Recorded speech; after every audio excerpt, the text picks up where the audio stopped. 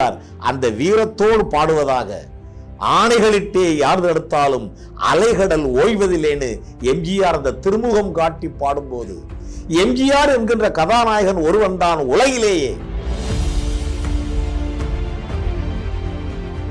இந்த ஒரு பாடலில் அந்த வானுலகமே இவரை அப்படி தலை கவிழ்ந்து பார்த்தது யாரடா இவன் என்று, மண்ணுலகமே தலை நிமிர்ந்து பார்த்தது யாரடா இவன் என்று. எம்ஜிஆருக்கு இந்த ஒரு பாடல் இவர் எழுதி கொடுத்தது 1 கோடி பாடலுக்கு சமம். எம்ஜிஆருக்கு தெரியாமல் எம்ஜிஆருக்கு கீழே பணியாற்றக்கூடிய அரசாங்க அந்த அதிகாரிகள் சதி செய்து எம்ஜிஆருக்கு வெளியில கெட்ட பேர் வாங்கி தருவாங்க. பாடல் காட்சியில ஃபைட்டை இணைச்சு கொடுத்து நம்ம திரையுலகில படம் பார்த்துக்கிட்டு இருக்கும் போது மக்கள் மத்தியில் ஒரு பரவசத்தை ஊட்டி அந்த பாடத்தை ஆரம்பிச்சவரே எம்ஜிஆர் தான். வீரம் காட்டும் போது புன்னகை வராது, ஆனால் புன்னகையும் பூக்கும், அதே சமயத்தில் வீரமும் செழித்து நிற்கும். இந்த காம்பினேஷன்ல நடிக்க வல்லவர் உலகிலேயே எம்ஜிஆர் ஒருவர் தான். அது என்ன?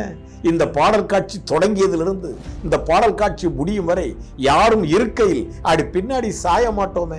அப்படி அந்த பாடலுக்குள் என்ன இருக்கிறது?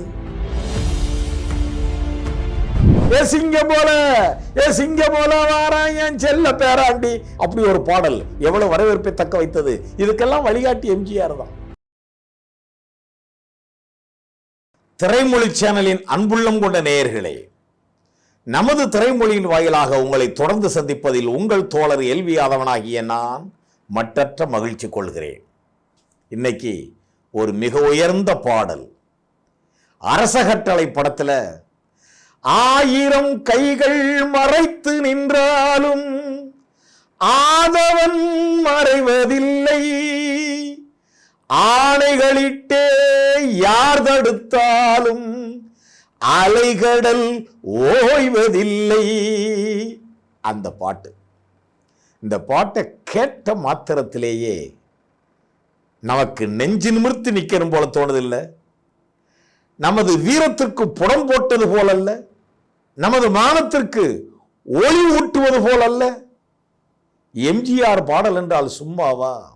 அன்று புரட்சி நடிகராயிற்றே, பின்னாளில் புரட்சி தலைவராயிற்றே, சமூகத்தில் புரட்சிகள் பலவற்றை ஏற்படுத்தி ஒரு புரட்சி சமுதாயத்தை உருவாக்க வல்லவராயிற்றே. முதல்ல எம்ஜிஆரின் அருமை பெருமைகளை, இந்த பாடலின் அருமை பெருமைகளை சொல்வதற்கு முன்னால், இந்த 1000 கைகள் மறைத்து நின்றாலும் இந்த பாடல் மிக முக்கியமான பாடல். அதுலேயும் அந்த படத்தில் என்ன மாதிரி காட்சியில் வச்சிருந்தாங்க? கதாநாயகன் எம்ஜிஆர், கதாநாயகி சரோஜா தேவி.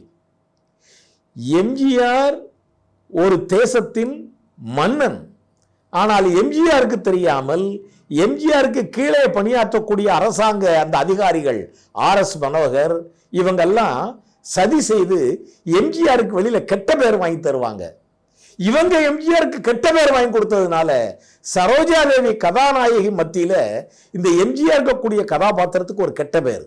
ஏன்னா அந்த மன்னன் தான் தங்கள் நாட்டை தாங்கள் இழந்து இப்படி நாடோடி துறவியாக வாழ்ந்து கொண்டிருப்பதற்கு காரணம் அந்த மன்னன் கேரக்டர்.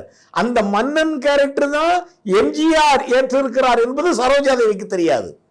எம்ஜிஆர் என்கின்ற மன்னன் கதாபாத்திரம் தங்களுடைய எதிரி என்பது அவருக்கு தெரியும். ஆனால் எம்ஜிஆரின் முகம் தெரியாது. ஆனால் எம்ஜிஆர் இதை அறிந்து கொண்டு சரோஜா தேவிக்கு துணை புரிவதாக அவர் அப்படி போன்ற காட்சிகள், வசன காட்சிகள், பாடல் காட்சிகளை எல்லாம் மிக அருமையாக உருவாக்கி இருப்பார்கள். எம்ஜிஆருடைய உடன் பிறந்த மூத்த சகோதரர் MG சக்கரபாணி தான் டைரக்டர். திரையிசை திலகம் KV மகாதேவன் இசையமைப்பாளர். குறிப்பா இந்த பாடலுக்கு TMS குரல்னா எப்படி இருக்கும்? இந்த பாடலை அரசகட்டளை படத்தில் வார்த்தைகளில் வார்த்து கொடுத்தவர் கவிஞர் முத்துக்கூத்தன். இந்த முத்துக்கூத்தன் யார் தெரியுமா? நாட்டுப்புற கலைகளில் வல்லவர். பொய்க்கால் குதிரை, பொம்மலாட்டம், இது மாதிரியாக நாட்டுப்புற கலைகள் எத்தனை உண்டோ அத்தனையிலும் வல்லவர். அவற்றில் ஆராய்ச்சி செய்தவர். இவருக்கு தெரியாத கலை அம்சங்களே கிடையாது. ஒரு முழு கலைஞனாகவே பிறவி எடுத்தவர். தன் வாழ்க்கையை ஒரு யதார்த்தமாகவே இயல்பாகவே அமைத்துக் கொண்டவர். அவர் ஒரு நாடோடி கலைஞர் போல் வாழ்ந்தவர், கலை உள்ளம் படைத்தவர். இவரை இன்னமும் இவர் யார் என்று சொல்ல வேண்டும் என்றால், மக்களிடம் எம்ஜிஆர் தான் முதலாக தயாரித்து இயக்கி இரட்டை வேடம் பெற்று நடித்த நாடோடி மன்னன் படத்தில் டைட்டில் சாங் இருக்கு இல்லையா, செந்தமிழே வணக்கம், அந்த பாடலையும் வார்த்தைகளில் வார்த்து கொடுத்தவர் கவிஞர் முத்துக்கூத்தன் தான். இது மாதிரி திருடாதே படத்தில், எம்ஜிஆர் படங்களில், சிற்சில படங்களில் சொற்பமான பாடல்களைத்தான் இவர் பாடலாசிரியராக இவர் பணியாற்றி வகுத்து கொடுத்தார். ஆனால் இவர் வகுத்து கொடுத்த பாடல்களில் இவர் வென்று நின்றார். குறிப்பாக அரச கட்டளை படத்தில் 1000 கைகள் மறைத்து நின்றாலும் என்கின்ற இந்த ஒரு பாடலில் அந்த வானுலகமே இவரை அப்படி தலை கவிழ்ந்து பார்த்தது யாரடா இவன் என்று, மண்ணுலகமே தலை நிமிர்ந்து பார்த்தது யாரடா இவன் என்று. எம்ஜிஆருக்கு இந்த ஒரு பாடல் இவர் எழுதி கொடுத்தது 1 கோடி பாடலுக்கு சமம். இந்த பாடலை ஆடல் பாடலோடு ஃபைட் சண்டை காட்சியையும் ஒன்றாக்கி இந்த பாடலை மிக வித்தியாசமாக படமாக்கி இருந்தார்கள். எம்ஜிஆர் படங்கள்ல பாட்டோடு சண்டை காட்சிகளையும் இணைத்து பல படங்களில் பாடல்கள் வந்திருக்கிறது, காட்சிகளும் வந்திருக்கிறது. சில ஒரு காமெடி, எம்ஜிஆர் காமெடி செய்ய தெரிந்தவர், நகைச்சுவை உணர்வு கொண்டவர் என்பதை விளக்குவதாக ஒரு படத்துல பார்த்தீங்கன்னா கிடார் அடிச்சுக்கிட்டே சண்டை போடுவார். ஒரு படத்துல அப்படி தோல் கருவியில் தாளம் வாய்ச்ச மாதிரியே சண்டை போடுவார். மீனவ நண்பன் படத்துல நேருக்கு நேராய் வரட்டும் நெஞ்சில் துணிவிருந்தால் சண்டையோடு வீரப்பாடலாக, எங்க வீட்டு பிள்ளையில சாட்டை கையில வச்சுக்கிட்டு சலார் சலார்னு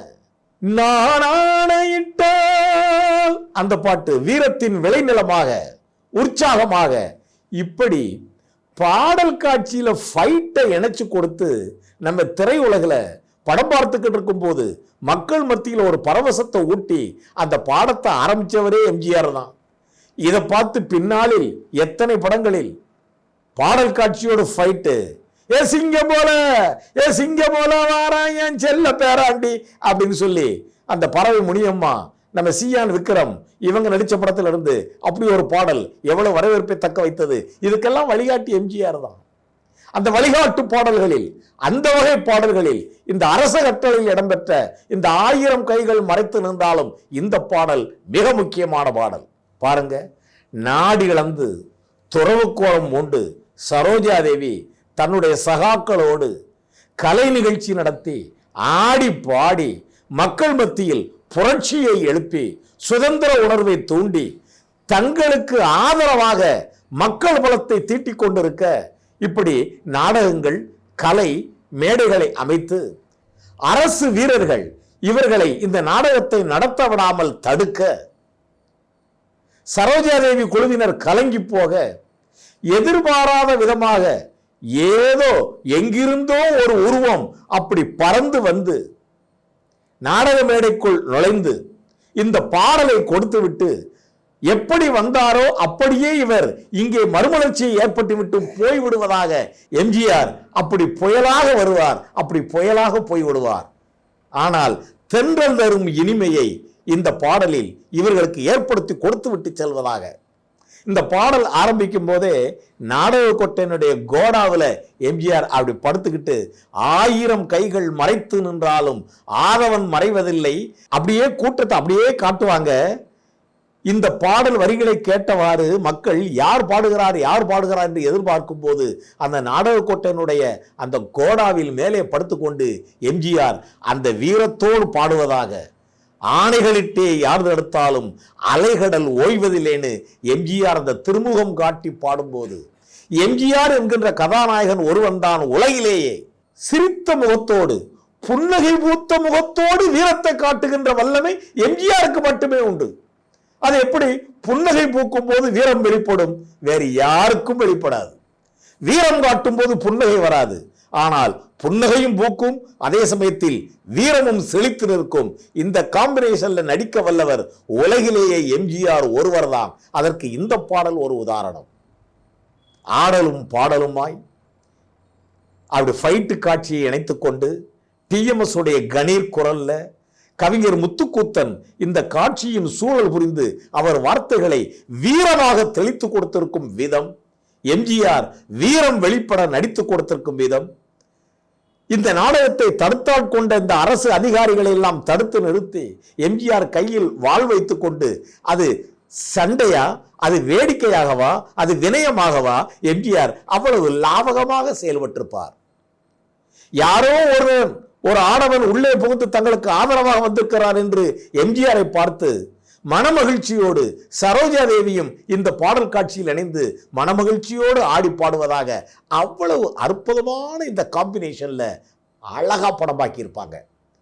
இப்போதும் இந்த பாடல் கேட்டால், இந்த பாடல் காட்சி பார்த்தால், இந்த பாடல் காட்சியை கனவில் நினைத்தாலும் நமது உடலில், தூங்கிக் கொண்டிருக்கும் நமது உடலில் வீரம் வெளிப்படும். 1000 கைகள் மறைத்து நின்றாலும் ஆதவன் மறைவதில்லை, ஆணைகளிட்டே யார் தடுத்தாலும் அலைகடல் ஓய்வதில்லை. சரோஜாதேவி அப்படி ஆடி வரும்போது எம்ஜிஆர் கையில வாளோட, இடை என்னும் கொடியாட நீ ஆடிவா, குழல் இசை கொஞ்சி விளையாட நீ ஆடிவா, தடை மீறி போராட சதிராடிவா, செந்தமிழே நீ பகை வென்று முடிசூடிவா, செந்தமிழே நீ பகை வென்று முடிசூடிவா. எம்ஜிஆர் படம் என்றால் அவர்தான் தன்னுடைய முதல் படத்திலேயே செந்தமிழே வணக்கம்னு சொல்லி டைட்டில் காட்சியில் பாடல் போட்டவராயிற்ற.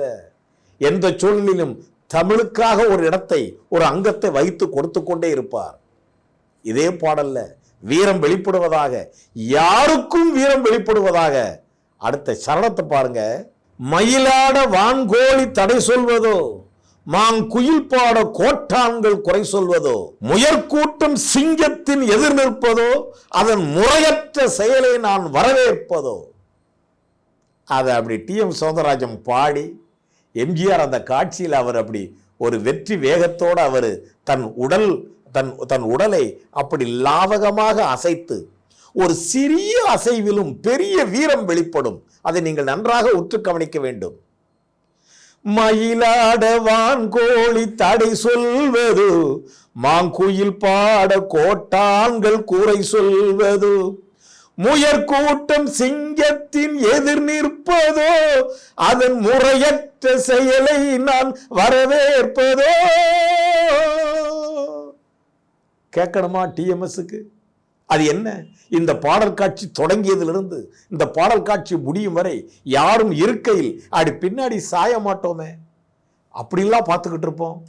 அப்படி அந்த பாடலுக்குள் என்ன இருக்கிறது, என்ன ஆவேசம் இருக்கிறது, என்ன துடிப்பு இருக்கிறது, எம்ஜிஆர் எப்படி வெளிப்படுத்துகிறார். அப்புறம் தாய் மொழி, தாய் மண், தாய் நாடு இவற்றின் மீது பற்று கொண்டதாக எம்ஜிஆர் எடுத்துரைப்பது. உயிருக்கும் நிகர் எங்கள் நாடல்லவோ, அதன் உரிமைக்கு உரியவர்கள் நாம் அல்லவோ, புயலுக்கும் நெருப்புக்கும் தடை போடவோ, மக்கள் தீர்ப்புக்கு எதிராக அரசாள்வதோ. அரச கட்டளை படத்துல இந்த காட்சியில எம்ஜிஆர் கடந்த காலம், தற்காலம், எதிர்காலம், இந்த முக்காலத்தையும் இந்த சமூக அமைப்பில் அங்கிருந்து வெளிக்கொணருமாறு அவர் ஒருவித உணர்வை வெளிப்படுத்தி இருப்பார். உயிருக்கும் நிகர் இந்த நாடல்லவோ, அதன் உரிமைக்கு உரியவர்கள் நாம் அல்லவோ, புயலுக்கும் நெருப்புக்கும் தடை போடவோ, மக்கள் தீர்ப்புக்கு எதிராக அரசாள்வதோ. எம்ஜிஆரை நினைக்கணும். எம்ஜிஆருடைய திருமுகம் நமது மனக்கண் முன் தோன்றுவதை இந்த பாடலை கேட்கும் நாளெல்லாம் உணரலாம். டிஎம்எஸ் உடைய வீரம் செறிந்த கணீர் குரல் எம்ஜிஆரின் திருமுகத்தின் வாயிலாக வெளிப்படும் போது, கேவி மகாதேவனுடைய இசையின் பெருமை, கவிஞர் முத்துக்கூத்தனின் வார்த்தையின் வெளிப்பாடு, என்னே அற்புதமான மெய்ப்பாடுகள் வெளிப்பட்டன இந்த பாடலில்.